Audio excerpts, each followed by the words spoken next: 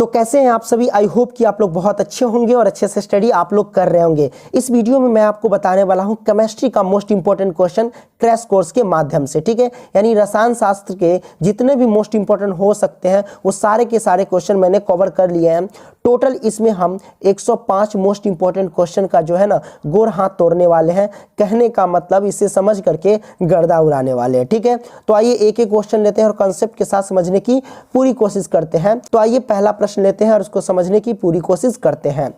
तो बाबू यहाँ पे पहला प्रश्न क्या कहता है कि जब किसी अभिक्रिया के समय किसी पदार्थ में ऑक्सीजन की वृद्धि होती है तो निम्नलिखित में क्या कहलाती है, यानी क्या कहे जाते हैं, ऐसे कह सकते हो।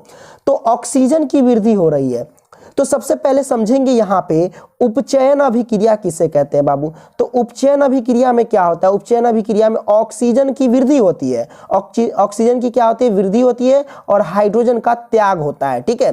तो उसे हम क्या कहते हैं, उपचयन अभिक्रिया कहते हैं। तो कहने का मतलब ये हुआ कि अगर किसी अभिक्रिया में देखना कि ऑक्सीजन की वृद्धि हो रही है या फिर हाइड्रोजन का त्याग हो रहा है तो उपचयन अभिक्रिया है।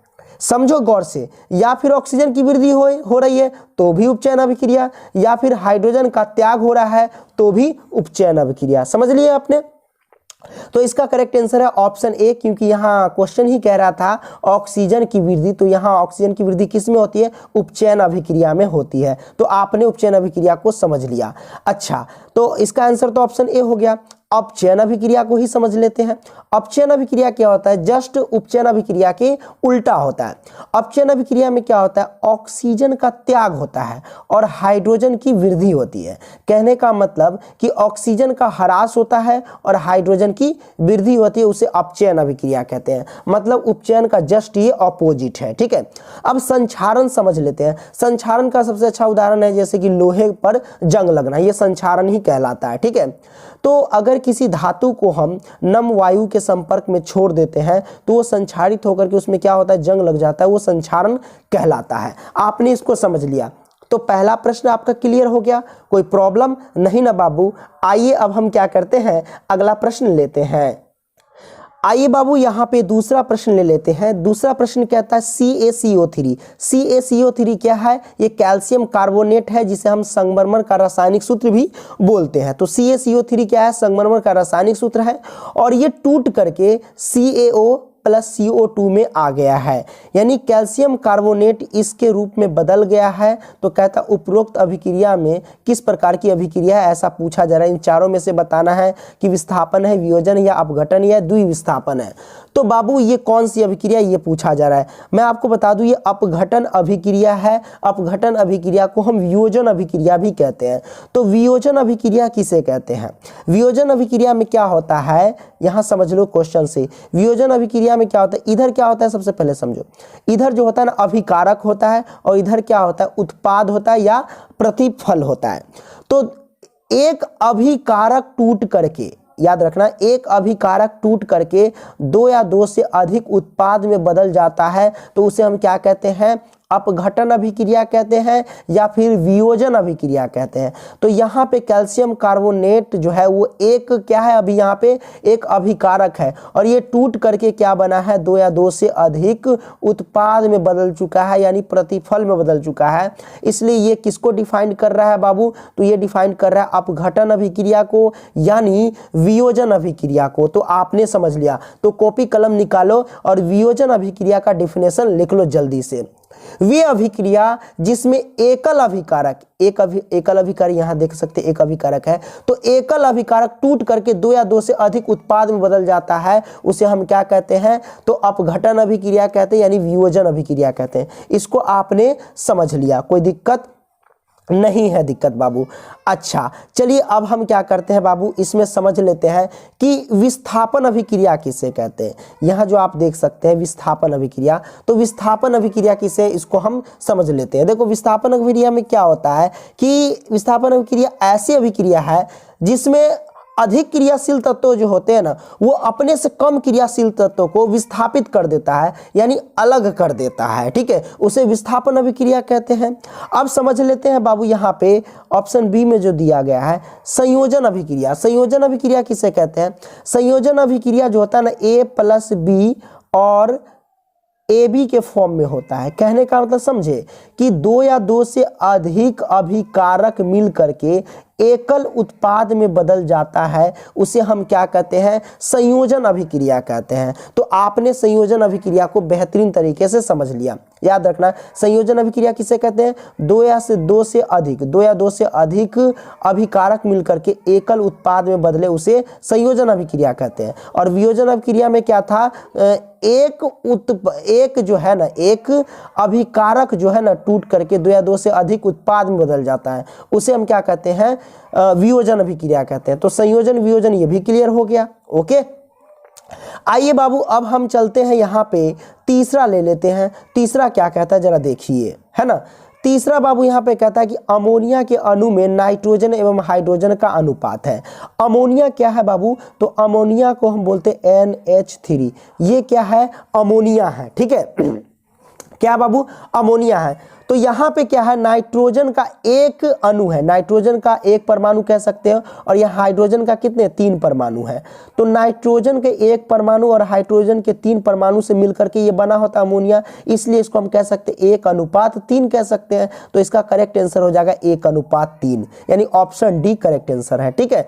तो समझ लिया। अगर यहीं पे अमोनिया के अणु में नाइट्रोजन व हाइड्रोजन के द्रव्यमान अनुपात पूछे ना, तो आप क्या कहेंगे, आप कहेंगे 14:3 कहेंगे, ठीक है। आपने इसको समझ लिया। आइए अब हम चौथा प्रश्न लेते हैं। ओके, आइए अब बाबू हम क्या करते हैं, चौथा प्रश्न देख लेते हैं। चौथा कहता है कि साग सब्जियों का विघटित होकर के कंपोस्ट बनना किस प्रकार की अभिक्रिया है, ये आपसे पूछा जा रहा है बाबू। तो इसका करेक्ट आंसर है ऊष्माक्षेपी अभिक्रिया है। अब आपके मन में होगा सर ऊष्माक्षेपी अभिक्रिया किसे कहते हैं। देखो ऊष्माक्षेपी अभिक्रिया में क्या होता है बाबू, आप यहाँ पे समझ लो। क्या होता है कि याद रखना कि जिस अभिक्रिया में प्रतिफल के साथ साथ क्या है, प्रतिफल के साथ साथ क्या होता है कि उष्मा भी निकलता है, उसे ऊष्माक्षेपी अभिक्रिया कहते हैं। जैसे कि अगर कोई अभिकारक है और ये टूट करके क्या है कि दो या दो से अधिक उत्पाद में बदल जाता है, ठीक है, और इसी के साथ साथ क्या होता है, उष्मा भी निकलता है बाबू, क्या,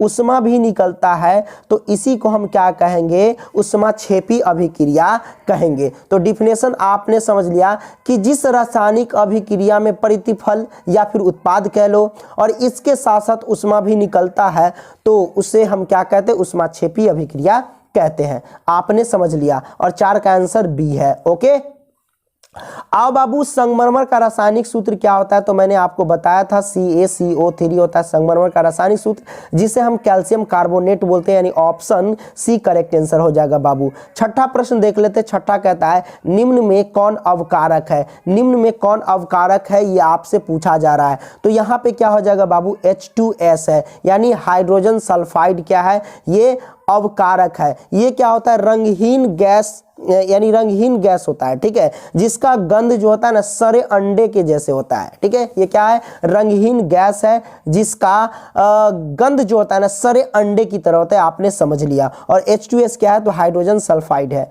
कोई दिक्कत नहीं, दिक्कत बाबू। सातवां प्रश्न क्या कहते हैं, सातवां प्रश्न कहता है यहाँ पे कि रासायनिक अभिक्रिया के दौरान किसी पदार्थ में ऑक्सीजन का योग कहलाता है। तो रासायनिक अभिक्रिया के दौरान किसी पदार्थ में कहता है ना ऑक्सीजन का योग, कहने का मतलब है कि ऑक्सीजन की वृद्धि, और ऑक्सीजन की वृद्धि जब होती है तो वो कौन सी अभिक्रिया कहलाती है, तो बाबू आपको पता है कि ये उपचयन अभिक्रिया कहलाती है ना, उपचयन अभिक्रिया कहलाती है। क्योंकि उपचयन अभिक्रिया में क्या होता है, ऑक्सीजन जुड़ता है और हाइड्रोजन त्याग होता है, दोनों में से कोई आ जाएगा तो भी उपचयन अभिक्रिया। और अपचयन अभिक्रिया ये सब तो समझा ही चुके हैं, उसी क्वेश्चन को पूछ दिया है घुमा करके थोड़ा। आठवां क्या कहता है, निम्नलिखित में कौन ऑक्सीकारक है, निम्नलिखित में कौन ऑक्सीकारक है, ये आपसे पूछा जा रहा है बाबू। तो ये है यहाँ पे क्या हो जाएगा, O2 हो जाएगा। O2 क्या है, ऑक्सीकारक है, ठीक है, ऑक्सीकारक कह लो या अपचायक कह लो, ठीक है, दोनों एक ही बात है। ओके, तो आपने समझ लिया। आइए बाबू नौवां प्रश्न देख लेते हैं। नौवां प्रश्न क्या कहता है कि निम्न में कौन ऑक्सीजन नहीं है, निम्न में कौन ऑक्सीजन नहीं है, ये आपसे पूछा जा रहा है बाबू। तो ये अवक्षेपण जो है ना, ये ऑक्सीजन नहीं है। अब समझ लेते हैं अवक्षेपण किसे कहते हैं, कॉपी कलम निकाल लेना बाबू, लिखना, ठीक है। रासायनिक अभिक्रिया के दौरान किसी द्रव विलयन में ठोस पदार्थ का बनना ही अवक्षेपण कहलाता है। यानी अवक्षेपण किसे कहते हैं, यानी ठोस पदार्थ का बनना ही क्या कहलाता है, अवक्षेपण कहलाता है। कोई दिक्कत नहीं है। तो 9वां का डी हो जाएगा बाबू। अब देखो 10वां क्या कहता है, यहाँ पे 2 या 2 से समीकरण जो है ना, इतना इतना और इतना है, एक है, क्या पूछा रहा है, तो यहाँ पे क्या है, 2 या 2 से अधिक अभिकारक मिलकर के एकल उत्पाद का निर्माण कर रहा है। तो ये कौन सी अभिक्रिया होगी, है ना, मैंने आपको बताया था। तो नाम से पता चल रहा है संयोजन अभिक्रिया है, क्योंकि देखिए ये दोनों जुड़ करके एकल उत्पाद का निर्माण किया, इसलिए संयोजन अभिक्रिया हो जाएगा, है ना। और संयोजन अभिक्रिया किसे कहते हैं, तो संयोजन अभिक्रिया कहते हैं 2 या 2 से अधिक उत्पाद मिलकर के 2 या 2 से अधिक अभिकारक मिलकर के एकल उत्पाद या एकल प्रतिफल का निर्माण करता है, उसे संयोजन अभिक्रिया कहते हैं। तो ऑप्शन ए करेक्ट आंसर है। वियोजन अभिक्रिया मैंने आपको समझा ही दिया था, है ना। अब बात करते हैं क्वेश्चन नंबर 11 की। तो क्वेश्चन नंबर 11 कहता है क्या, यहाँ पे जरा देख लो। क्वेश्चन नंबर 11 कहता है कि भोजन का पचना तथा पकना किस प्रकार की अभिक्रिया, ये पूछा जा रहा है। तो इसका करेक्ट आंसर है बाबू उपचयन अभिक्रिया। क्या है ये, उपचयन अभिक्रिया है। अब देखो उपचयन अभिक्रिया को हम क्या बोलते हैं, ऑक्सीडेशन रिएक्शन भी बोलते हैं, इस बात को ध्यान रखना। आओ बच्चों, अब हम प्रश्न क्रमांक 12 देख लेते हैं। प्रश्न क्रमांक 12 कहता है कि सिरका में कौन सा अम्ल पाया जाता है। सिरका में कौन सा अम्ल पाया जाता है, ये पूछा जा रहा है 12 में, है ना। तो इसका करेक्ट आंसर क्या हो जाएगा बाबू, तो एसिटिक अम्ल हो जाएगा। सिरका में कौन सा अम्ल पाया जाता है, एसिटिक अम्ल पाया जाता है। और इसका सूत्र जो होता है एसिटिक का CH5 होता है और COOH होता है सिरका का, ठीक है। ओके, आपने समझ लिया, यानी एसिटिक अम्ल का सूत्र हो गया, ठीक है, CH5COH, कोई दिक्कत नहीं। तो सिरका में कौन सा अम्ल पाया जाता है, तो एसिटिक अम्ल पाया जाता है। एसिटिक अम्ल का ये सूत्र है। ओके, ठीक है। आइए बाबू, अब हम प्रश्न क्रमांक 13 देखते हैं। 13 क्या कहता है, कौन सा पदार्थ लाल लिटमस को नीला कर देता है। कौन सा पदार्थ जो है वो लाल लिटमस पत्र को नीला कर देता है। तो याद रखना, ये क्षार जो है ना, ये लाल लिटमस पत्र को नीला कर देता है, और नीले लिटमस पत्र को क्या करता है, ये नीला ही रखता है। यानी क्षार जो होता है ना बाबू, लाल लिटमस पत्र को क्या करता है, लाल लिटमस पत्र को ये नीला कर देता है। क्या कर देता है, नीला कर देता है, ठीक है, क्षार। ओके, और अम्ल क्या करता है, अम्ल जो है ना, ये नीला लिटमस पत्र को लाल कर देता है। अम्ल जो है बाबू, ये नीला क्या है, ये नीला लिटमस पत्र को क्या कर देता है, तो लाल कर देता है। कोई दिक्कत नहीं है, दिक्कत आपने इसको समझ लिया दोनों को। अब बात करते हैं 14 क्या कहता है, निम्न में कौन भस्म नहीं है। भस्म कौन नहीं है, तो सोडियम क्लोराइड जो है ना बाबू, NaCl, ये भस्म नहीं है, है ना। तो 14 का करेक्ट आंसर क्या हो जाएगा बाबू, ऑप्शन सी करेक्ट आंसर हो जाएगा। ओके, अच्छा, तो आपने समझ लिया।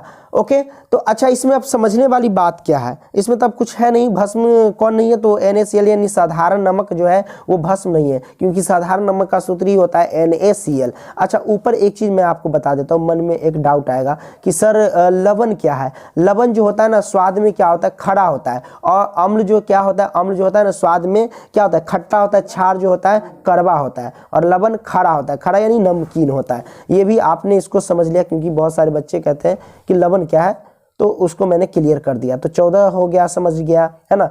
15 देखते हैं। ओके, आइए बाबू, यहाँ पे प्रश्न क्रमांक 15 देखते हैं। 15 कहता है, इनमें से कौन उदासीन पदार्थ है। इनमें से कौन यहाँ पे उदासीन पदार्थ है, ये पूछा जा रहा है बाबू। तो इसका करेक्ट आंसर क्या हो जाएगा, चीनी जो है ना बाबू, उदासीन पदार्थ है। क्या है, चीनी जो है उदासीन पदार्थ है। और चीनी का रासायनिक सूत्र क्या होता है, ये आपको पता होना चाहिए। चीनी का रासायनिक सूत्र है C12H22, ठीक है, C12H22 O11 होता है, ठीक है। तो ये चीनी का रासायनिक सूत्र है, इस बात को ध्यान रखना। और बाबू, अब हम अगला प्रश्न ले लेते हैं। 16 क्या कहता है, 16 कहता है, धात्विक ऑक्साइड को किस प्रकार का ऑक्साइड कहा जाता है। धात्विक ऑक्साइड को किस प्रकार का ऑक्साइड कहा जाता है बाबू, तो मैं आपको बता दूं, क्षारकीय ऑक्साइड कहा जाता है। धात्विक ऑक्साइड को क्या कहा जाता है, क्षारकीय ऑक्साइड कहा जाता है।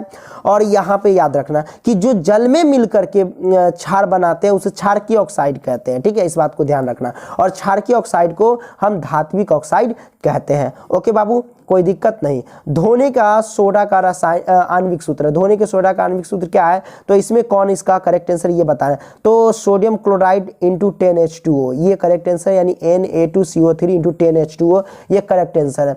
कई जगह आपको सिर्फ आपको Na2CO3 आपको दिखने को मिलेगा, यानी धोने का सोडा का रासायनिक सूत्र। कोई दिक्कत नहीं, ये भी चलता है, ये भी चलता है, ठीक है। तो Na2CO3 × 10H2O ये क्या है, धोवन सोडा का रासायनिक सूत्र है। तो आपने इसको समझ लिया 17 का, ठीक है।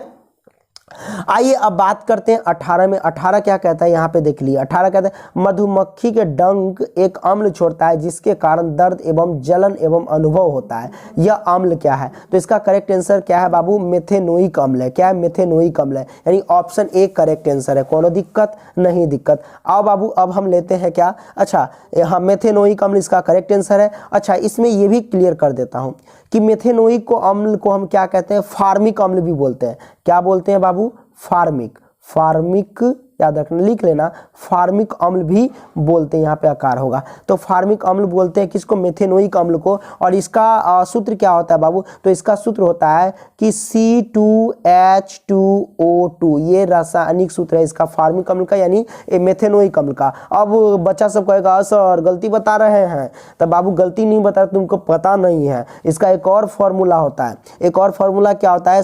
HCOOH, ये भी इसका फॉर्मूला होता है। तो दोनों होता है। तो जिसको एगो फॉर्मूला पता होगा तो दूसरा नहीं पता होता, कहे सर जी बच के गलती बता रहे हैं ना बाबू, सही बता रहे हैं, दोनों है, ठीक है। तो आपने समझ लिया। आइए बाबू अब हम 19 का देख लेते हैं। 19 कहता है कि चींटी के डंक में कौन सा अम्ल पाया जाता है? वही बाबू मेथेनोइक अम्ल। देख लो ये ऊपर 3 गो आकार है इसमें, मेथेनोइक अम्ल, याद रखना, इससे ही आपको पता चल जाएगा। ऑप्शन में अगर नहीं पता चलेगा ना, याद रखना 3 गो ऊपर एकले होगा, 3 गो लेटर के ऊपर, है ना, मेथेनोइक अम्ल। ओके, आपने इसको समझ लिया। तो 19 भी आपने समझ लिया। आइए अब हम क्या करते हैं बाबू, अगला प्रश्न लेते हैं। आइए अब हम क्या करते हैं, प्रश्न क्रमांक 20 लेते हैं। प्रश्न क्रमांक 20 कहता है कि लवण Na2CO3 यानी सोडियम कार्बोनेट का जलीय विलयन का पीएच मान है। बाबू आपको पता है कि सोडियम कार्बोनेट लवण है और एक तरीके का ये क्या है, क्षार है। क्या है बाबू? क्षार है।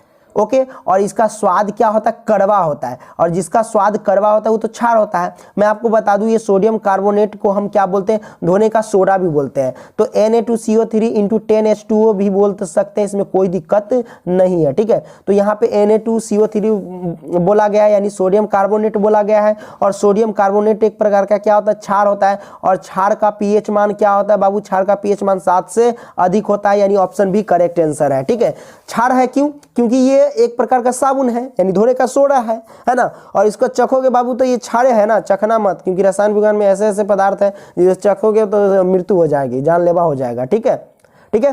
तो आपने समझ लिया।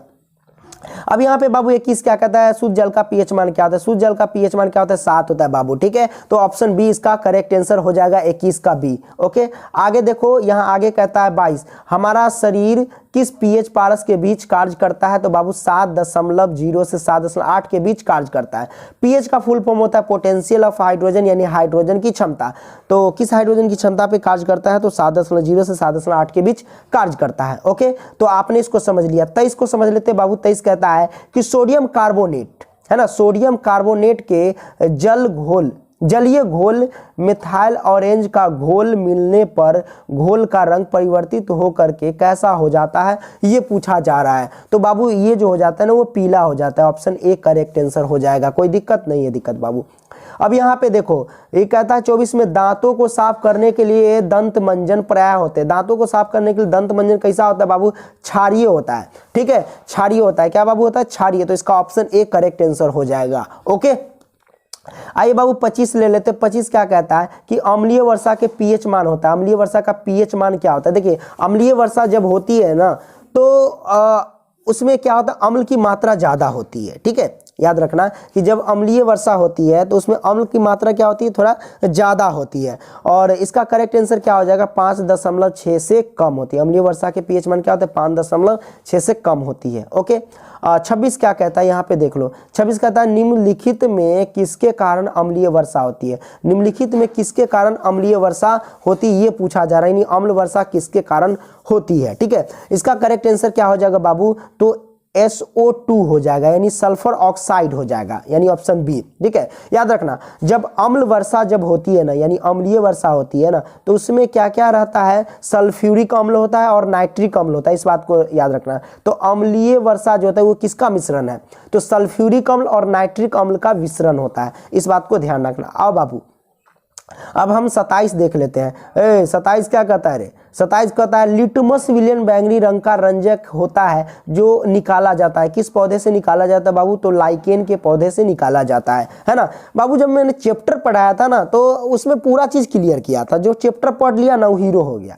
ठीक है, और 28 क्या कहता है, नींबू के रस का पीएच मान पूछ रहा है, यानी नींबू का पीएच मान पूछ रहा है। याद रखना ट्रिक, एगो नींबुआ 2-4 गो मिर्ची लटका लह चोटी में, मतलब एगो नींबू है आ 2-4 मिर्ची है, इसके बीच में लगा देंगे पॉइंट, तो एक नींबू यानी नींबू का पीएच मान क्या हो जाएगा 2.4, ऑप्शन बी करेक्ट आंसर।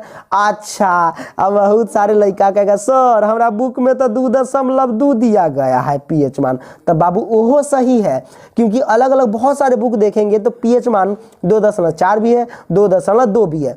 तो देख लेना कि ऑप्शन में अगर 2.4 है तो 2.4 पे टिक मारना, अगर 2.2 है तो 2.2 पे टिक मार लेना। ठीक है, आइए आगे बढ़ते हैं बाबू। 29 क्या कहता है, देखिए टार्टरिक अम्ल निम्नलिखित में से किसमें पाया जाता है, टार्टरिक अम्ल निम्नलिखित में से किसमें पाया जाता है, ये पूछा जा रहा है। तो 29 का करेक्ट आंसर क्या होगा बाबू, देखो टार्टरिक अम्ल जो होता है ना बाबू वो इमली में भी पाया जाता है, याद रखना इमली में पाया जाता है, केला में पाया जाता है, उसके बाद अंगूर में भी पाया जाता है। ठीक है, तो इन तीनों में पाया जाता है टार्टरिक अम्ल, इमली, केला, अंगूर, इनमें देख लो कौन है, तो यहाँ इमली है, तो ऑप्शन डी करेक्ट आंसर हो जाएगा। ठीक है, 29 का डी। आओ बच्चों अब हम 30 ले लेते हैं।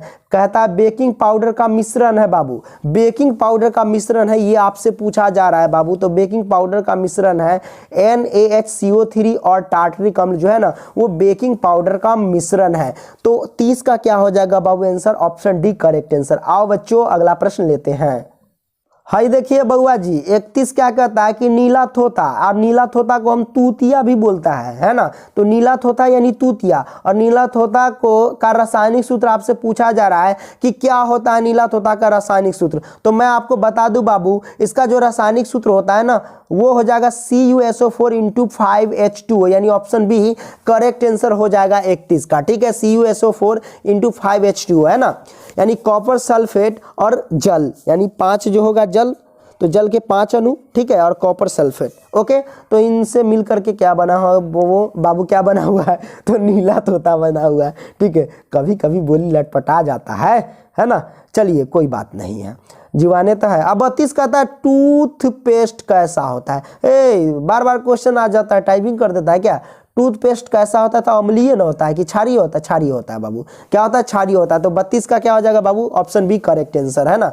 अच्छा देखिए बाबू 33 क्या कहता है, अम्ल और भस्म आपस में अभिक्रिया करके क्या बनाता है।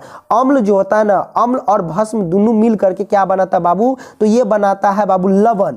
और याद रखना अम्ल और क्षार मिलकर के भी क्या बनाता है, लवण बनाता है। कोई दिक्कत नहीं है ना दिक्कत। चलिए आगे हम बढ़ते हैं बाबू। अब ले लेते हैं 34। देखिए 34 क्या कहता है, 34 कहता है निम्नलिखित में कौन सही है। अब सही पूछ रहा है कि कौन सही है, देख लेना गौर से बाबू। यहाँ पे फॉर्मूला जो दिया गया है ना सारे के सारे, वो धोवन सोडा का फॉर्मूला दिया गया है, यानी धोने का सोडा का। और धोने का सोडा का सही उत्तर आपको बताना है, तो इसका करेक्ट आंसर क्या होगा, तो मैं आपको बताया था Na2CO3 × 10H2O, तो ये करेक्ट आंसर ऑप्शन बी है ना। सोडियम कार्बोनेट और 10 जल है ना, H2O जल होता है, कोई दिक्कत नहीं है। आगे बाबू देखते हैं। और 35 क्या कहता है, निम्न में कौन उपधातु है बाबू, उपधातु कौन है, ये आपसे पूछा जा रहा है। अच्छा आपको पता है कि उपधातु कितने हैं, है ना। उपधातु जो है ना बाबू टोटल 7 है। और कौन कौन है तो मैं आपको बता देता हूँ उपधातु कौन कौन है बाबू, याद रखना। देखिए बोरन उपधातु है, उसके बाद Si सिलिकॉन उपधातु है, उसके बाद As आर्सेनिक उपधातु है, उसके बाद Te टेलीरियम उपधातु है, उसके बाद क्या Sb क्या उपधातु है ना, Sb यानी एंटीमनी उपधातु है, उसके बाद Ge जर्मेनियम क्या उपधातु है, उसके बाद पोलेडियम क्या उपधातु है। तो टोटल यहाँ पे 7 उपधातु है। अब देखना है कि उपधातु इनमें से कौन है, तो यहाँ पे ऑप्शन सी जर्मेनियम जो है उपधातु है, बाकी कोई उपधातु यहाँ पे नहीं है। तो 35 का ऑप्शन सी करेक्ट आंसर है। याद रखना क्या गो उपधातु, 7 गो उपधातु। ओके, आपने इसको क्लियर कर लिया। पीरियोडिक टेबल पढ़ो ना रे, हमने पढ़ा दिया है। ओके, चलिए आप सर्च कीजिएगा periodic table by Pankaj sir, तो सामने ऊपर आ जाएगा। ठीक है, आइए बाबू अब हम देख लेते हैं 36। हाई देखिए 36 का था लोहा की परमाणु संख्या। बारे भाई कौन धमकी दे दिया है, ये इतना आसान क्वेश्चन। लोहे की परमाणु संख्या 26 होती है। ठीक है, इसका संकेत क्या होता है, लोहा यानी Fe फेरस। ठीक है, Fe इसका संकेत और परमाणु संख्या 26 होता है। तो 36 का क्या हो जाएगा बाबू, ऑप्शन बी। आइए बाबू और 37 देख लेते हैं। हाई देखिए 37 कहता है कि निम्नलिखित में किस धातु को चाकू से आसानी से काटा जा सकता है। रे बाबू हमरा 3 को पता है धातु, आप बता देते हैं। देखो सोडियम को भी आसानी से काट सकते हैं चाकू से, याद रखना सोडियम को भी। उसके बाद आप जो है ना बाबू पोटेशियम को भी चाकू से काट सकते हैं और लिथियम को भी चाकू से काट सकते हैं। तो इसमें से देख लो कौन इसका करेक्ट आंसर। यह देखिए सोडियम बी में दिया गया है, चोरवा छिपा हुआ है। तो 37 का हो जाएगा बी, सोडियम को चाकू से आसानी से काट सकते हैं, खचाखच, है ना। चलिए अगला हम देखते हैं बाबू 38 क्या कहता है। देखिए 38 कहता है कि निम्नलिखित में कौन विद्युत का सुचालक है। सुचालक किसे कहते हैं जानते हैं, सुचालक वह कहलाता है जिसमें बिजली बहती है वो सुचालक। और कुचालक किसे कहते हैं, कुचालक जिसमें बिजली नहीं बहती वो कुचालक। तो सुचालक में जैसे जितने भी धातु होते हैं वो सब सुचालक होते हैं। ठीक है, अच्छा तो इसमें कहता है निम्नलिखित में कौन विद्युत का सुचालक है बाबू। तो सुचालक यहाँ कौन है, तो बाबू ये है ग्रेफाइट। अच्छा ग्रेफाइट क्या है बाबू, तो ग्रेफाइट जो है ना उपधातु है, सॉरी उपधातु नहीं अधातु है।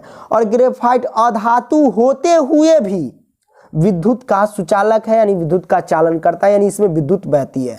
अब आप कहोगे क्या सर ये ग्रेफाइट क्या है, तो बाबू मैं आपको बता दूं बचपन में पेंसिल से लिखते थे ना, कागजी जिसको बोलते हैं रे बाबू। तो कागजी में जो करिया कलर करके रॉड जो लगा रहता है जिसे हम कटर से छीलते थे और जिससे लिखाता था उहे न है ग्रेफाइट। आपने समझ लिया, ये पेंसिल में होता है, आपने समझ लिया, कोनो दिक्कत नहीं ना, वो काले रंग का होता है। हाँ समझ लिया। आइए बाबू 39 देखते हैं। 39 क्या कहता है कि इनमें से कौन सी धातु चमकीला है। इनमें से कौन सी धातु जो है ना वो चमकीला, ये आपसे पूछा जा रहा है। तो 39 का करेक्ट आंसर क्या होगा बाबू, आयोडीन जो है ना ये चमकीला है ना। आगे बढ़ते हैं। 40 क्या कहता है बाबू, देख लो। और देखिए 40 कहता है कि निम्नलिखित में से है ना किसे चाकू से काटा जाता है। देखिए फिर से पूछ दिया, कोई बात नहीं, थोड़ा ऑप्शन बदल दिया है ना। तो हमको पता है कि चाकू से काटने वाला सोडियम है, पोटेशियम और लिथियम है। तो इनमें से कौन है, इसमें देख लो लिथियम, यह है option A correct answer. Lithium को चाकू से हम काट सकते हैं। तो 40 का हो जाएगा ऑप्शन ए करेक्ट आंसर। चलिए बाबू समझ गए। आगे बढ़ते 41 देख लेते हैं। हाँ देखिए 41 क्या कहता है। अरे बाबू 41 कहता है सिलिका क्या है। सिलिका क्या है रे बाबू, है ना, ये पूछा जा रहा है ना। तो 41 का करेक्ट आंसर क्या होगा, सिलिका जो है ना उपधातु है। ठीक है, सिलिका क्या है कि ये क्या है उपधातु है ना। ओके सिलिका आप समझ लो। यहाँ पे मैं आपको बताता हूँ, बड़ा मजा आने वाला है। बहुत सारे बच्चे को कंफ्यूजन रहता है। देखो बाबू आप लोग जूता मंगाते हैं अमेजोन से, कोई भी चीज़ प्रोडक्ट खरीदते हैं, है ना, तो उसके डब्बे में सिलिका का एक पैकेट बना रहता है। ठीक है, वाइट कलर का थैली रहता है, उस पर लिखा रहता है डू नॉट ईट, है ना, यानी मत खाना है इसे। ओके, वो रखने से क्या होता है, जो नमी होता है ना, यानी पानी वगैरह जो होता है उसको सोख लेता है, नमी जो होता है ना उसको सोख लेता है। तब ना बाबू जूता खरीदने जाते हैं तो दाम लगता रहता है नया झकाझक एकदम सूखा हुआ, कोई दिक्कत नहीं है। ठीक है, ये सब सिलिका जो होता है हर पैकेट में डाला रहता है, कोनो चीज पैकेट में उसमें सिलिका को नजर आ जाएगा। ओके चलिए अब हम आगे बढ़ते हैं। आगे लेते हैं क्या, तो ले लेते हैं 42। हाय देखिए बाबू यहाँ पे 42 क्या कहता है। 42 कहता है कि जस्ता और तनु हाइड्रोक्लोरिक अम्ल की अभिक्रिया के फलस्वरूप निम्नलिखित में कौन सा गैस बनता है, ये पूछा जा रहा है बाबू। तो 42 का करेक्ट आंसर क्या हो जाएगा, ये पूछा जा रहा है ना। तो इसका जो करेक्ट आंसर हो जाएगा बाबू ऑप्शन सी हो जाएगा, H2 हो जाएगा। कोई दिक्कत नहीं, यानी हाइड्रोजन के अणु हो जाएंगे। आगे बढ़ते बाबू 43 देख लेते। 43 क्या कहता है, यहाँ पे देख लो। 43 का निम्नलिखित में कौन सबसे अधिक अभिक्रियाशील है, यानी क्रियाशील है, आपसे पूछा जा रहा है। देखो बाबू, सक्रियता श्रेणी में सबसे ज्यादा क्रियाशील धातु जो है ना वो क्या है, मैं आपको बता दूं, वो है पोटेशियम। क्या है? पोटेशियम के, ठीक है।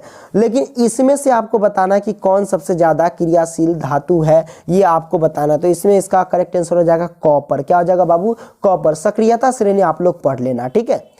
आप सर्च कीजिएगा सक्रियता श्रेणी बाय पंकज सर। उसके बाद तो ये क्वेश्चन सब तो गर्दा उड़ा दो, है ना, उड़ा दोगे। चलिए अब हम करते हैं 44 कहते हैं सोना का परमाणु संख्या है। सोना का परमाणु संख्या क्या है बाबू? सोना का संख्या जो होता है ना वो Au होता है, जिसे हम गोल्ड कहते हैं, और इसके परमाणु संख्या 79 होता है, यानी option C is the correct answer हो जाएगा। कोई दिक्कत नहीं है, दिक्कत बाबू। आगे बढ़ते हैं। 45 क्या कहते हैं? 45 कहता है इनमें से कौन सी धातु द्रव अवस्था में पाई जाती है?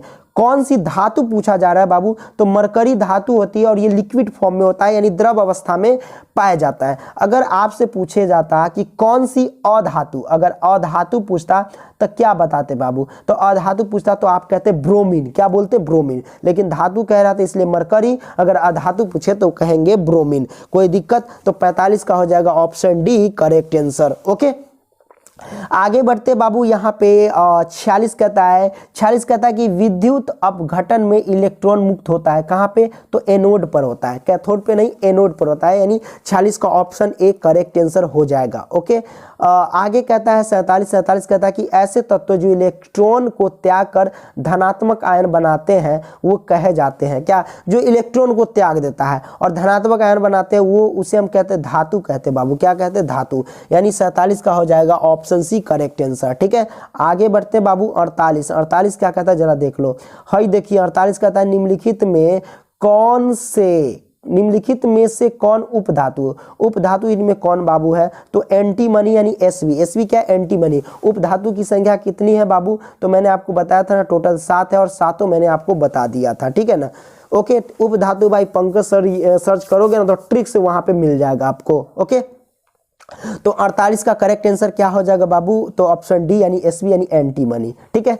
अच्छा, 49 क्या कहता है जरा देख ले। 49 कहता है कि अधातु के ऑक्साइड जल में घुल करके क्या बनाते हैं, यानी अधातु के जो ऑक्साइड होते हैं ना जल से घुल करके क्या बनाते हैं, ये आपसे पूछा जा रहा है। तो बाबू वो अम्ल बनाते हैं, यानी ऑप्शन ए करेक्ट आंसर है, अम्ल बनाते हैं, है ना, धात्विक ऑक्साइड जो अम्लीय होते हैं। अच्छा, 50 क्या कहता है? 50 कहता है कि निम्न में से किस धातु का गलनांक सबसे कम है? निम्न में से किस धातु का गलनांक सबसे कम है, ये पूछा जा रहा है ना।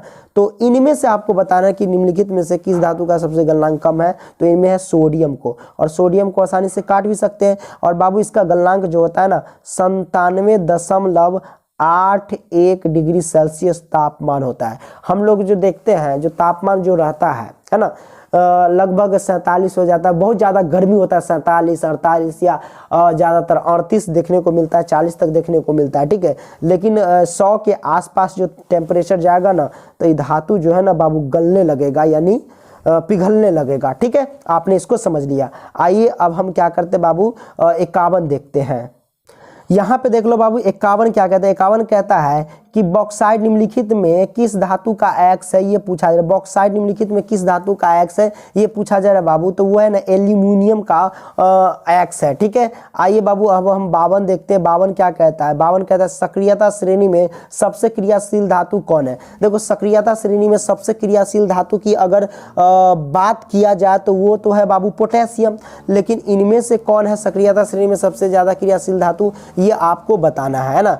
तो इनमें से देख लो, इनमें से कौन होगा? इनमें से बाबू सोडियम है। क्या है? इनमें सोडियम है। ओके, इन चारों में। तो सक्रियता श्रेणी को पढ़ लेना, तब इसको देखना, नहीं तो कंफ्यूज हो जाओगे। मैंने ट्रिक से बताया हुआ है सक्रियता श्रेणी के सभी धातु को याद करने का तरीका। ओके, आइए बाबू अब हम 53 देखते हैं। 53 क्या कहता है जरा देखिए। निम्नलिखित में कौन अधिक क्रियाशील है? निम्नलिखित में कौन अधिक क्रियाशील है? वही इस सबको पढ़ने के लिए आपको सक्रियता श्रेणी ही पढ़ना पड़ेगा। ये तीनों में से कॉपर है जो है ना वो ज्यादा क्रियाशील धातु है। ओके, इस बात को ध्यान रखना।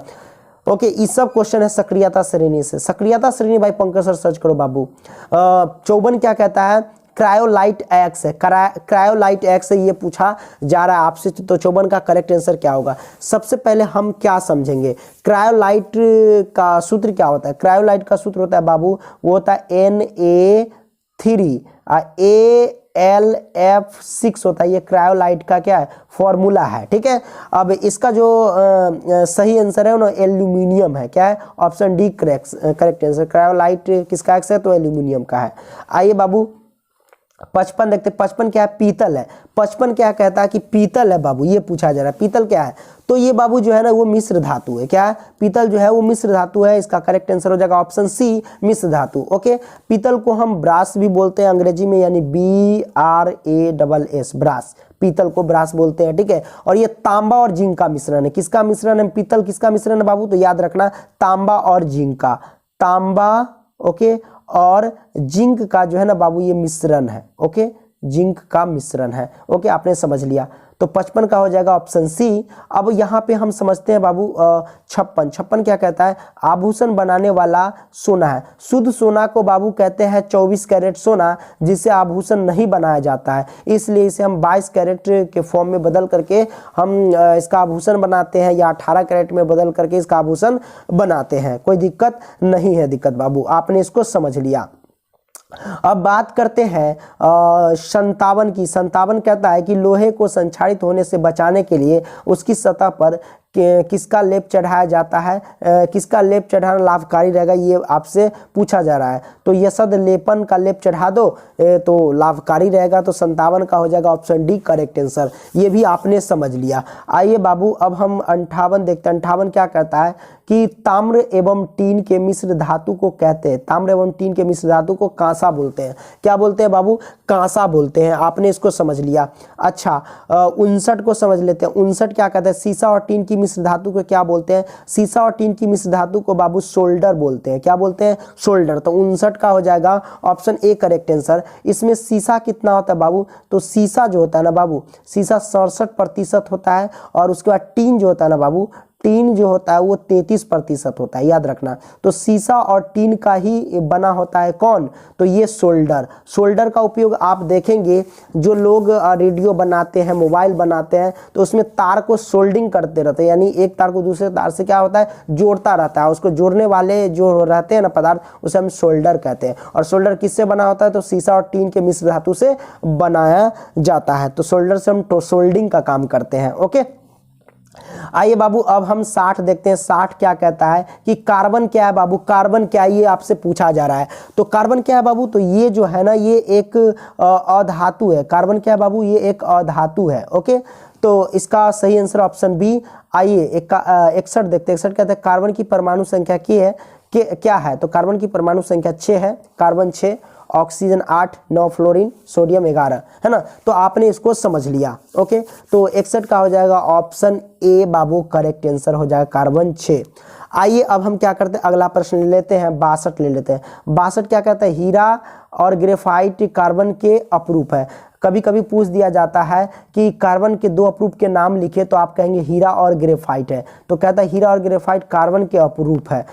मतलब कोई पूछ रहा है कि हीरा और ग्रेफाइट कार्बन के क्या है, तो बाबू अपरूप है, ऑप्शन डी करेक्ट आंसर हो जाएगा। ठीक है, आइए 63 देख लेते। 63 कहता है निम्न में कौन सा संयोजी यौगिक है, निम्न में कौन सा संयोजी यौगिक है, ये आपसे पूछा जा रहा है। तो 63 का करेक्ट आंसर क्या हो जाएगा, है ना। तो देखो इसका जो करेक्ट आंसर हो जाएगा ना बाबू, मेथेन हो जाएगा।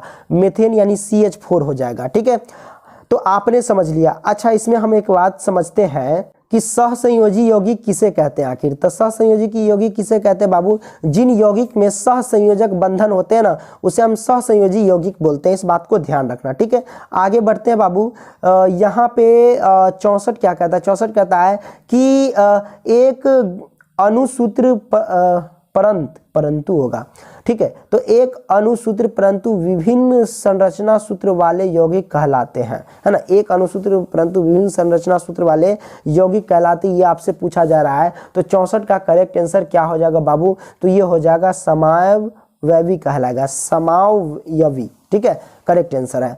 आगे हम बढ़ते हैं। 65 क्या कहता है, 65 में देखो बाबू, कहता है ऑक्सीजन के 2 परमाणुओं के बीच कितने आबंध पाए जाते हैं। ऑक्सीजन के 2 परमाणु के बीच कितने आबंध पाए जाते हैं, ये आपसे पूछा जा रहा है।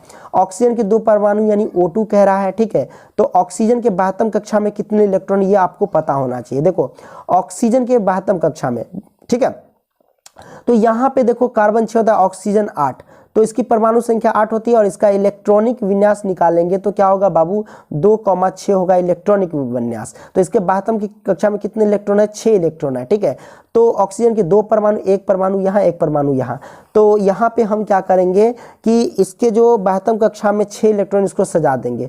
मान लो कि एक इलेक्ट्रॉन हम यहाँ रख देते हैं, एक इलेक्ट्रॉन यहाँ रख देते हैं, एक इलेक्ट्रॉन यहाँ रख देते हैं, 1 2 3 हो गया, और एक इलेक्ट्रॉन यहाँ रख देते हैं और एक इलेक्ट्रॉन यहाँ, एक इलेक्ट्रॉन यहाँ रख देते हैं, ठीक है। इसको भी हम क्या करते हैं, सजा देते हैं, 1 electron, 2 electron, 3 electron, 4 electron, 5 electron, 6 electron, ऐसे हमने सजा दिया इसके इर्द गिर्द, ठीक है।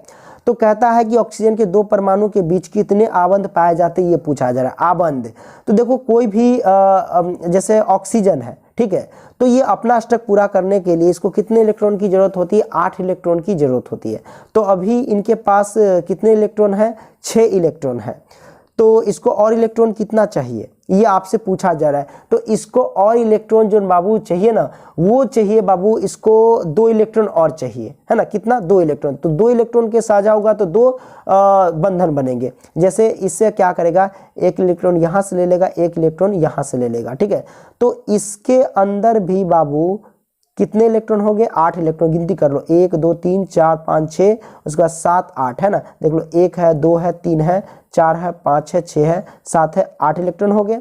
अब ये हो ऑक्सीजन कहेगा कि हमको भी 8 इलेक्ट्रॉन चाहिए, तो यहाँ से क्या करेगा, इसको ले लेगा, ठीक है। कुछ इलेक्ट्रॉन को अलग तरीके से हमको सजाना चाहिए था ताकि दिक्कत नहीं होगा, अभी दिक्कत हो रहा है। अब इस घेरा में देखो कितने इलेक्ट्रॉन है, 3 इलेक्ट्रॉन तो यहाँ है, 2 इलेक्ट्रॉन यहाँ है और 3 इलेक्ट्रॉन यहाँ, 3 3 6 2 8 हो गया ना। तो यहाँ पे 2 लाइन बने तो क्या हो गया बाबू, 2, यानी 2 आंसर हो जाएंगे, ठीक है। तो ऑक्सीजन के 2 परमाणु के बीच कितने आबंध है, 2 लाइन बना तो 2 आबंध बना, ठीक है। तो ऑप्शन बी करेक्ट आंसर। अब यहाँ पे क्या कहता है बाबू, 66 में कहता है नाइट्रोजन अणु में कितने सहसंयोजक बंधन होते हैं। तो नाइट्रोजन अणु में कितने सहसंयोजक बंधन होते हैं ये आपको बताना है। तो आपको पता है कि नाइट्रोजन की परमाणु संख्या कितनी होती है, 7 है, और नाइट्रोजन का इलेक्ट्रॉनिक विन्यास कितना होता है, 2,5 होता है, और इसके बातम कक्षा में कितने इलेक्ट्रॉन है, तो नाइट्रोजन के बातम कक्षा में 5 इलेक्ट्रॉन है। तो नाइट्रोजन अणु के कितने संयोजक बंधन होते हैं ये आपसे पूछा जा रहा है। तो नाइट्रोजन अणु मतलब क्या हुआ, N2 हुआ, नाइट्रोजन अणु का मतलब N2 हुआ।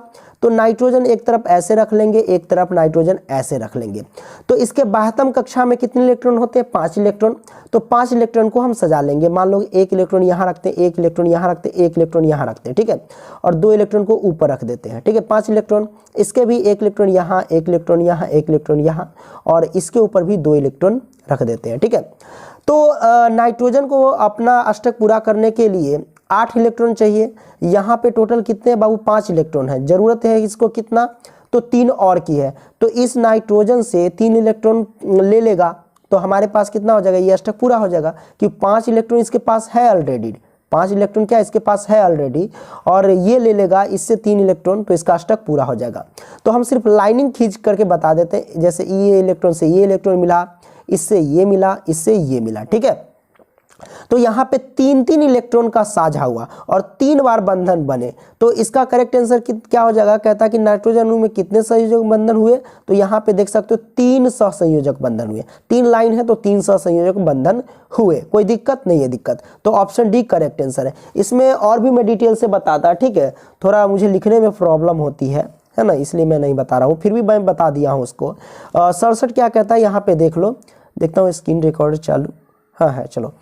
67 क्या कहता है, हाइड्रोजन के 2 परमाणु के बीच किस प्रकार का बंधन है। हाइड्रोजन के 2 परमाणु मतलब H2 में, तो हाइड्रोजन के 2 परमाणु, जैसे ये हाइड्रोजन है, हाइड्रोजन के बाह्यतम कक्षा में कितने इलेक्ट्रॉन होते हैं, 1 इलेक्ट्रॉन। इस हाइड्रोजन की बाह्यतम कक्षा में कितने इलेक्ट्रॉन, 1 इलेक्ट्रॉन, एक इलेक्ट्रॉन सजा दिए। हाइड्रोजन को अपना अष्टक पूरा करने के लिए 2 इलेक्ट्रॉन की जरूरत होती है, हाइड्रोजन का अपना अष्टक पूरा करने के लिए। तो ये हाइड्रोजन को भी अपना 2 इलेक्ट्रॉन चाहिए और इस हाइड्रोजन की भी अपना 2 इलेक्ट्रॉन चाहिए। तो ये क्या करेगा, हाइड्रोजन इस तरीके से इससे 1 इलेक्ट्रॉन ले लेगा, तो इस हाइड्रोजन में भी देख सकते हो 2 इलेक्ट्रॉन होंगे, 1 इलेक्ट्रॉन यहाँ, 1 इलेक्ट्रॉन यहाँ, 2 इलेक्ट्रॉन हुआ। अब इस हाइड्रोजन के भी क्या चाहिए, 2 इलेक्ट्रॉन, तो ये भी क्या करेगा कि इसमें से क्या करेगा, 1 इलेक्ट्रॉन ले लेगा। तो यहाँ भी 1 इलेक्ट्रॉन, यहाँ भी, तो दोनों का अपना अष्टक क्या हुआ, पूरा हो गया। तो इसको आप ऐसे भी बना सकते हैं, है ना, एक इलेक्ट्रॉन यहाँ से लाइनिंग खींच करके भी बना सकते हैं। तो यहाँ से ये पता चले एक इलेक्ट्रॉन का साझा हो रहा है और इसमें एक लाइन बन रहा है, तो इसका मतलब क्या हुआ कि एकल बंधन बन रहा है। तो कहता है कि हाइड्रोजन के दो परमाणुओं के बीच किस प्रकार का बंधन बनता है, तो एकल बंधन बनता है। तो इसका करेक्ट आंसर क्या हो जाएगा, ऑप्शन ए करेक्ट आंसर हो जाएगा, यानी एकल बंधन हो जाएगा। ठीक है, तो 67 का ए हो जाएगा बाबू। अब हम क्या करते हैं 68 क्या कहता है, देख लो यहाँ पे 68 कहता है बाबू कि कार्बोनिल ग्रुप प्रतीक कौन है। तो इसका करेक्ट आंसर क्या हो जाएगा, इसका करेक्ट आंसर हो जाएगा बाबू ऑप्शन बी करेक्ट आंसर है। ठीक है, और 69 क्या कहता है, यहाँ पे देख लो 69 कहता है कि प्रथम कार्बनिक यौगिक यूरिया का संश्लेषण किसने किया था। प्रथम कार्बनिक यौगिक यूरिया का संश्लेषण किसने किया था, ये पूछा जा रहा है बाबू। तो 69 का करेक्ट आंसर क्या होगा ये बताना आपको। तो इसका करेक्ट आंसर हो जाएगा वोहलर ने किया था, ऑप्शन बी करेक्ट आंसर है। ठीक है, 70 क्या कहता है, देख लो कैल्शियम कार्बोनेट जल के साथ अभिक्रिया कर देता है। कैल्शियम कार्बोनेट जो है ना, कैल्शियम कार्बोनेट जल के साथ अभिक्रिया करके क्या देता है, ये आपसे पूछा जा रहा है। तो 70 का करेक्ट आंसर बाबू एथाइन है। क्या है, एथाइन। तो ऑप्शन डी करेक्ट आंसर हो जाएगा एथाइन। ओके, अब यहाँ पे क्या कहता है 71 कहता है कि एथिल एल्कोहल का आईयूपीएसी नामकरण है। सबसे पहले जानेंगे कि आईयूपीएसी का पूरा नाम क्या होता है। तो आईयूपीएसी का पूरा नाम होता है, आई से होता है इंटरनेशनल, यू से होता है यूनियन, पी से होता है प्योर, और ए से होता है अप्लाइड, और सी से होता है केमिस्ट्री। तो इसे हम ऐसे कह सकते हैं कि international union pure of applied chemistry कह सकते हैं। ठीक है, कोई दिक्कत नहीं है दिक्कत। ओके, आगे हम बढ़ते हैं बाबू। अच्छा, इसको समझे कि नहीं समझे, हाँ समझ लेते हैं कि एथिनिल अल्कोहल का आईयूपीएसी नामकरण क्या है, ये आपसे पूछा जा रहा है। तो 71 का करेक्ट आंसर हो जाएगा बाबू एथेनॉल। ठीक है, अब यहाँ पे देख लेते हैं 72 क्या कहता है कि अभिक्रिया मूलक को कहते हैं, है ना, CHO अभिक्रिया मूलक को कहते हैं, क्या कहते हैं ये आपसे पूछा जा रहा है। तो इसका करेक्ट आंसर क्या हो जाएगा बाबू, एल्डिहाइड बोलते हैं। क्या बोलते हैं बाबू, ऑप्शन ए एल्डिहाइड। तो 72 का ए हो जाएगा। ओके, कोई दिक्कत नहीं है दिक्कत। आइए अगला प्रश्न लेते हैं। यहाँ पे अगला प्रश्न कहता है बाबू कि ग्लूकोज के अणु में ऑक्सीजन के कितने परमाणु हैं। ग्लूकोज के अणु में ऑक्सीजन के परमाणु कितने। तो ग्लूकोज का सूत्र जो होता है ना C6 H12 और O6 होता है, ग्लूकोज के ये सूत्र है। ठीक है, तो कहता है कि ऑक्सीजन के कितने परमाणु होते हैं। यहाँ O ऑक्सीजन है, और ऑक्सीजन के कितने परमाणु, यहाँ पे 6 परमाणु है, और हाइड्रोजन के कितने परमाणु, 12 परमाणु है, और कार्बन के कितने परमाणु, 6 परमाणु है। तो यहाँ पूछा जा रहा है कि ऑक्सीजन के अणु में ऑक्सीजन के कितने परमाणु है। तो आपने देखा कि ऑक्सीजन के 6 परमाणु है कि नहीं। तो इसका करेक्ट आंसर हो जाएगा ऑप्शन बी करेक्ट आंसर हो जाएगा, ऑप्शन बी। ओके, 6 आपने इसको समझ लिया। 72 क्या कहता है कि कार्बन और हाइड्रोजन से बने यौगिक को क्या कहते हैं। कार्बन एवं हाइड्रोजन के यौगिक को बने यौगिक को क्या कहते हैं। देखो बाबू, जिसमें कार्बन लगा हो यानी C लगा हो, और जिसमें हाइड्रोजन लगा हो यानी H लगा हो, तो वह हाइड्रोकार्बन कहलाता है। क्या कहलाता है, हाइड्रोकार्बन कहलाता है, यानी ऑप्शन सी करेक्ट आंसर है हाइड्रोकार्बन।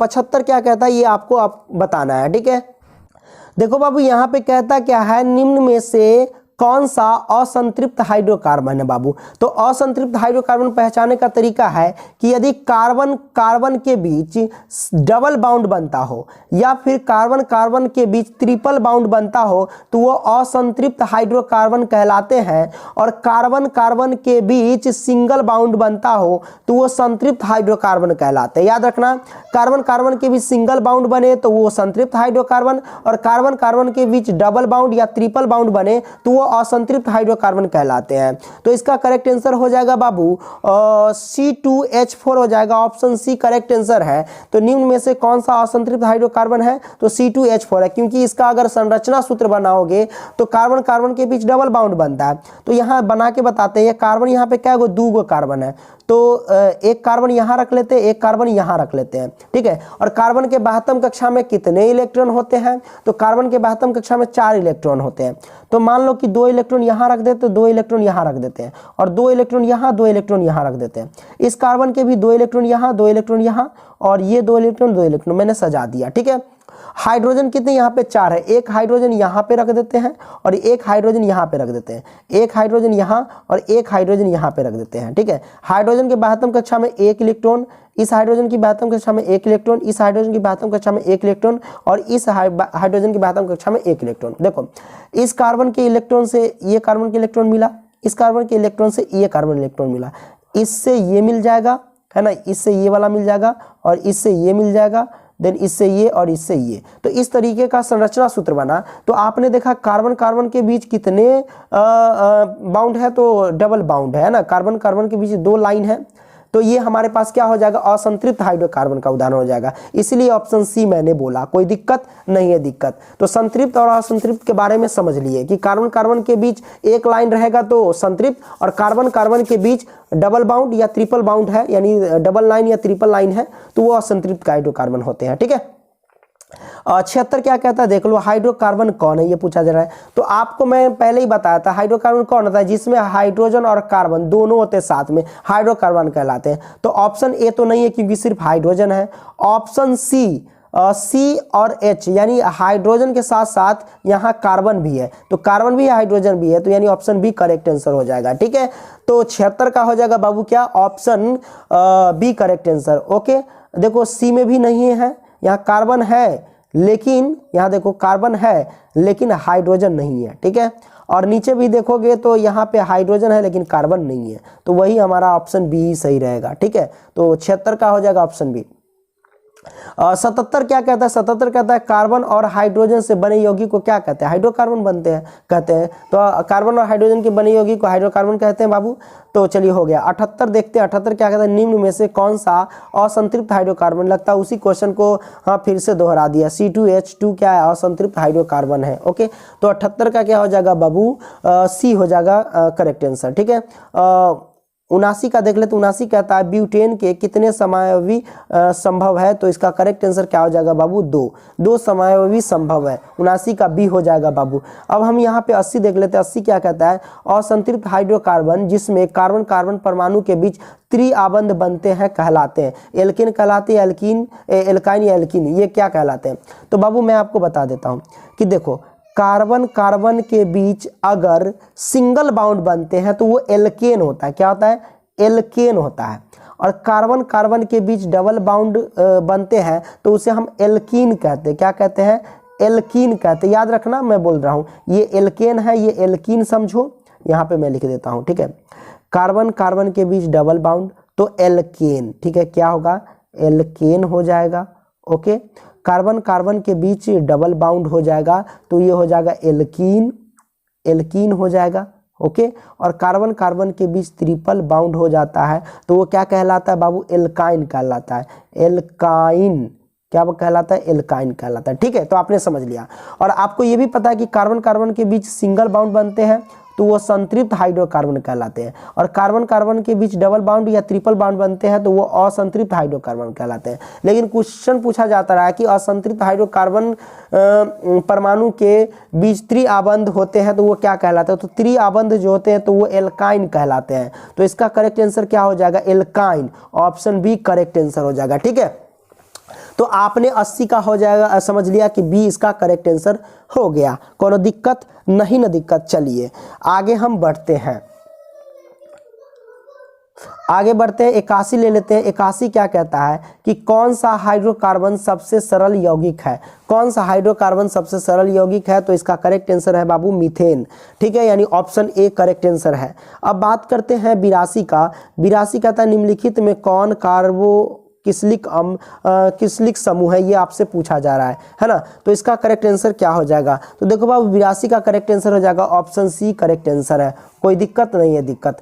83 क्या कहता है जरा देख लीजिए। 83 कहता है निम्न में कौन कमरे के ताप पर द्रव होता है, निम्न में से कौन कमरे के ताप पर द्रव होता है, ये पूछा है। मीथेन, एथेन, एथाइन या एथेनॉल कहता है, इन ऑप्शन में से आपको बताना है, ठीक है। तो 83 का करेक्ट आंसर क्या हो जाएगा बाबू, एथेनॉल, ठीक है, कोई दिक्कत नहीं है दिक्कत। आइए बाबू अगला प्रश्न ले लेते हैं। अगला कहता है 84 कहता है एल्कोहल में कौन सा तत्व उपस्थित नहीं है। एल्कोहल में कौन सा तत्व जो है उपस्थित नहीं है, ये आपको बताना है। तो 84 का करेक्ट आंसर क्या हो जाएगा? तो इसका करेक्ट आंसर हो जाएगा नाइट्रोजन। ठीक है, एल्कोहल में कौन सा तत्व उपस्थित नहीं होता है? नाइट्रोजन उपस्थित नहीं होता है। 85 क्या कहता है देख लो, 85 कहता है कि एथेनॉल के क्रियाशील मूलक का सूत्र है, ये आपसे पूछा जा रहा है ना। तो इसका करेक्ट आंसर है ऑप्शन ए हो जाएगा करेक्ट आंसर। ओके, 86 क्या कहता है? 86 कहता है उस हाइड्रोकार्बन का नाम बतावे जिसमें एथेनॉल बना है।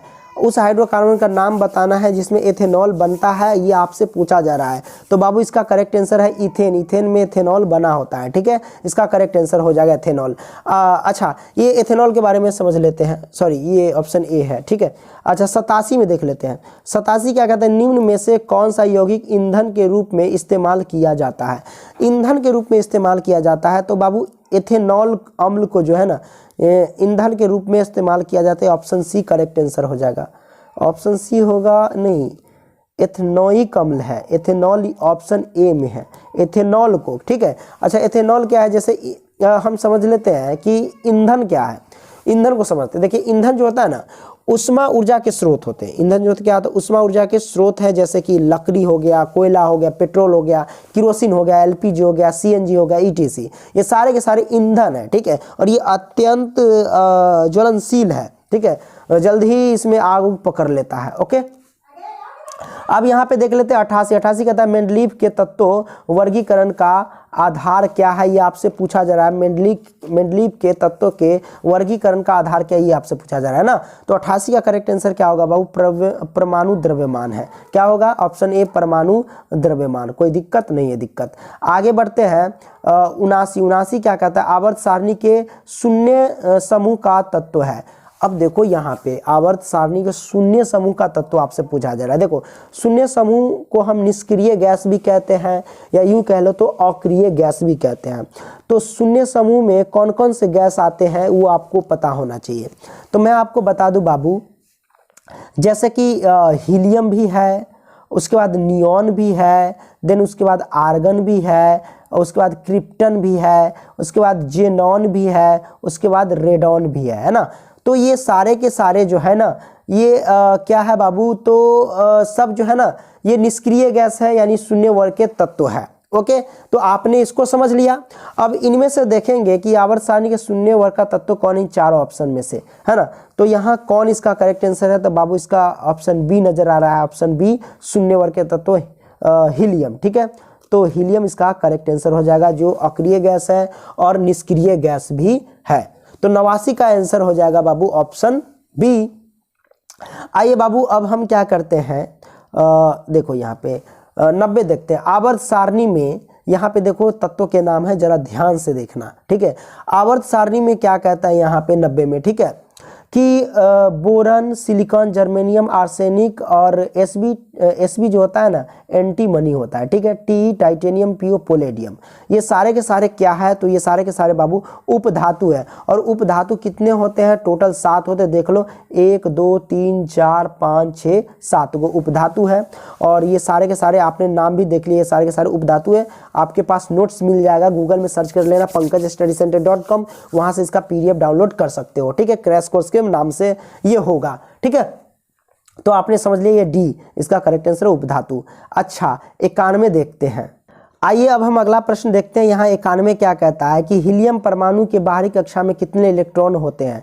जैसे कि हीलियम की परमाणु संख्या क्या होती है? 2 होती है। और इसके बाह्यतम कक्षा में कितने इलेक्ट्रॉन होते हैं? 2 ही इलेक्ट्रॉन होते हैं। इस बात को ध्यान रखना। ठीक है, बाहरी कक्षा या बाह्यतम कक्षा में, ठीक है, तो 2 इलेक्ट्रॉन होते हैं। ओके, तो आपने इसको समझ लिया।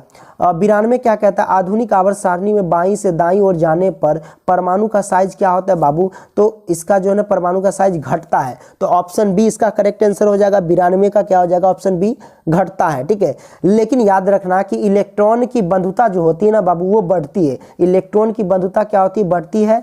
लेकिन इसका जो अगर पूछा जाएगी कि परमाणु साइज क्या है तो घटता है। ओके, आपने समझ लिया। 93 क्या है? 93 कहता है कि वर्ग 1 के तत्व कहलाते हैं। वर्ग 1 के तत्व आपसे पूछा जा रहा है, तो वर्ग 1 के तत्व को IA के तत्व भी कहते हैं। तो वर्ग IA भी बोल सकते हैं, या 1 भी कह सकते हैं, या प्रथम भी कह सकते हैं। वर्ग 1 के तत्व क्या कहलाते हैं ये आपसे पूछा जा रहा था। तो बाबू मैं आपको बता दूं कि ये जो है ना वर्ग एक के तत्व कौन कौन है, सबसे पहले ये समझ लो। तो वर्ग एक के जो तत्व है बाबू, वो हमारे पास लिथियम है, सोडियम है, उसके बाद पोटेशियम है, उसके बाद रुबिडियम है, उसके बाद सीजियम है। ठीक है, तो ये सारे के सारे वर्ग एक के तत्व है। ओके, कोई दिक्कत नहीं है। दिक्कत तो आपसे पूछा जा रहा है कि वर्ग एक के तत्व सारे के सारे क्या कहलाते हैं, ये आपसे पूछा जा रहा है। तो ये सारे के सारे बाबू क्षार धातुएं कहलाते हैं। तो याद रखना वर्ग एक के तत्व क्या कहलाते हैं, क्षार धातुएं कहलाते हैं। 93 का हो गया। 94 देख लो। 94 कहता है कि आधुनिक आवर्त सारणी में समूहों की संख्या कितनी है ना। आधुनिक आवर्त सारणी में समूह आपसे पूछ रहा है, यानी ग्रुप आपसे पूछ रहा है ना। तो ग्रुप इसमें कितने हो जाएंगे बाबू, इसका करेक्ट आंसर बताओ। तो मैं आपको बता दूं कि ग्रुप जो है ना बाबू वो 18 ग्रुप है। 18 ग्रुप है, यानी 18 वर्ग है या समूह कह लो। ठीक है, और 7 जो है ना बाबू, 7 जो है ना आवर्त है। 7 क्या है, आवर्त है, जिसे हम पीरियड भी बोलते हैं। ठीक है, तो 7 आवर्त या 7 पीरियड भी कह सकते हैं। ठीक है, या कतार भी बोल सकते हैं, कोई दिक्कत नहीं है। दिक्कत ओके। आगे हम बढ़ते हैं बाबू। 95 क्या कहता है, अक्रिय तत्व है। अक्रिय तत्व के बताना है नाम, यानी निष्क्रिय गैस या अक्रिय तत्व है ना। निष्क्रिय तत्व कौन है इसमें, ये आपको बताना है। तो 95 का करेक्ट आंसर क्या हो जाएगा बाबू, तो इसका करेक्ट आंसर है बाबू हीलियम। हीलियम अक्रिय तत्व है, शून्य वर्ग के तत्व है ना, निष्क्रिय गैस है, कोई दिक्कत नहीं है, तीनों एक ही बात है। 96 क्या कहता है, क्लोरीन के परमाणु की 72 कक्षा में इलेक्ट्रॉन की संख्या है। क्लोरीन को हम कहते हैं Cl और इसका परमाणु संख्या होता है 17। इसका इलेक्ट्रॉनिक विन्यास अगर निकालेंगे ना, क्लोरीन का इलेक्ट्रॉनिक विन्यास, तो 2 होगा, 8 होगा और उसके बाद 7 होगा। ये क्लोरीन का इलेक्ट्रॉनिक विन्यास है। तो इलेक्ट्रॉनिक विन्यास निकालने का मैंने ट्रिक बताया हुआ है। इलेक्ट्रॉनिक विन्यास भाई पंकज सर सर्च करोगे तो आपको मिल जाएगा। और इसके 72 कक्षा में कितने इलेक्ट्रॉन है बाबू, 7 इलेक्ट्रॉन है। तो ऑप्शन सी करेक्ट आंसर हो जाएगा। तो 96 का क्या हो जाएगा बाबू, ऑप्शन सी करेक्ट आंसर। ठीक है, 7। आगे हम बढ़ते हैं 97 कहता है कि आधुनिक आवर्त सारणी, आधुनिक आवर्त नियम के अनुसार तत्वों के गुण धर्म निम्नलिखित में किसके आवर्त फलन होते हैं, ये आपसे पूछा जा रहा है ना। तो इसका करेक्ट आंसर है बाबू परमाणु संख्याओं के। ओके, आगे हम बढ़ते हैं 98 क्या कहता है कि आधुनिक आवर्त सारणी के आधुनिक आवर्त सारणी की कतारें निम्नलिखित में क्या कहलाती है। आधुनिक आवर्त सारणी की जो कतार होती है वो क्या कहलाती है, ये आपसे पूछा जा रहा है बाबू। तो इसका करेक्ट आंसर होगा आवर्त कहलाती है। कतारें जो होती है ना उसे आवर्त कहते हैं। ठीक है।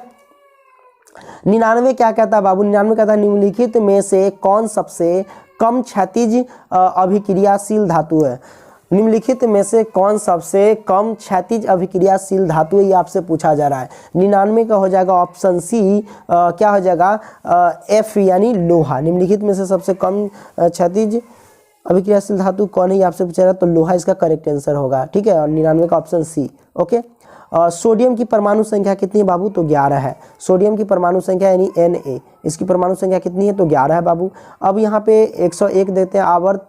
आवर्त सारणी के प्रथम वर्ग के सदस्य, यहाँ पूछा जा रहा है प्रथम वर्ग के सदस्य क्या है, तो क्षार धातु है ना। क्या है, क्षार धातु प्रथम वर्ग में। प्रथम वर्ग में कौन कौन से धातु, ये मैंने आपको बताया ही था, है ना। और प्रथम वर्ग को हम IA वर्ग के नाम से भी जानते हैं। इसमें लिथियम है, सोडियम, क्रिप्टन है, लिथियम, सोडियम, पोटेशियम, रुबिडियम और सीजियम, है ना।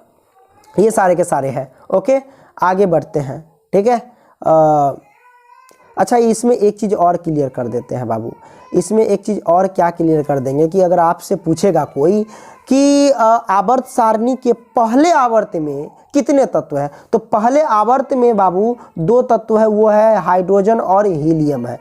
पहले आवर्त में यहाँ पूछा है, वो सब तो वर्ग की बात हो रही थी, यहाँ आवर्त की बात हो रही है। तो पहले आवर्त में टोटल 2 तत्व है, हाइड्रोजन और हीलियम। ठीक है, ये भी क्लियर कर लिया आपने। 102 क्या कहता है, निम्नलिखित में सबसे भारी धातु कौन है। तो इनमें से आपको बताना है भारी धातु कौन है। वैसे मैं आपको बता दूं कि सबसे भारी धातु की अगर बात किया जाए तो ऑस्मियम है। क्या बाबू, ऑस्मियम, याद रखना क्या है, ऑस्मियम। ऑस्मियम सबसे भारी धातु है, लेकिन इनमें से कौन सबसे भारी धातु है ये आपसे पूछा जा रहा है। तो इसका करेक्ट आंसर होगा यूरेनियम। क्या होगा, uranium, option B correct answer. Okay, 103 क्या है? पोटेशियम की परमाणु संख्या। पोटेशियम की परमाणु संख्या क्या है आपसे ये पूछा जा रहा है ना। तो के पोटेशियम की वैसे संकेत की बात किया जाए तो के होता है और इसकी परमाणु संख्या क्या होती है बाबू? 19 होता है ना। तो 103 का करेक्ट आंसर हो जाएगा 19, यानी ऑप्शन बी राइट आंसर है। ठीक है। 104 देख लेते, गंधक का परमाणु संख्या है। तो गंधक को क्या बोलते हैं बाबू? गंधक को हम सल्फर बोलते हैं। क्या बोलते हैं? सल्फर। सल्फर बोलते हैं गंधक को, और इसका परमाणु संख्या होता है 16।